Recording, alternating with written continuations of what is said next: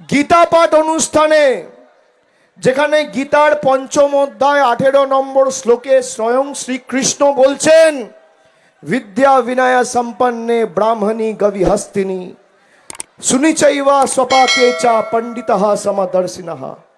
তার মানে শ্রীকৃষ্ণ স্বয়ং বলছেন যে একটা মানুষ তো বটেই, একটা পিঁপড়ের মধ্যে, একটা কুকুরের মধ্যে, একটা বিড়ালের মধ্যে, একটা হাতির মধ্যে, একটা জন্তুর মধ্যে, একটা জানোয়ারের মধ্যেও আমি বিরাজমান শ্রীকৃষ্ণ।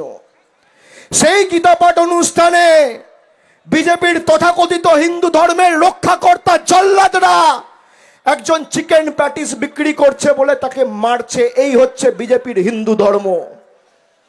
যারা মমতা বন্দ্যোপাধ্যায়কে জগন্নাথ ধাম করেছে বলে বাপ্পাপান্ত করেছে, যারা কলকাতায় দুর্গাপূজা করা হিন্দু ক্লাবগুলোর বিরুদ্ধে ইনকাম ট্যাক্সকে লেলিয়ে দিয়েছে, যারা মা দুর্গার বংশ পরিচয় নিয়ে প্রশ্ন করেছে, এই হচ্ছে বিজেপির হিন্দু ধর্ম। 10টা শ্লোক বলতে পারবে গীতার? কোনদিন পড়েছে? হিন্দু ধর্ম কি?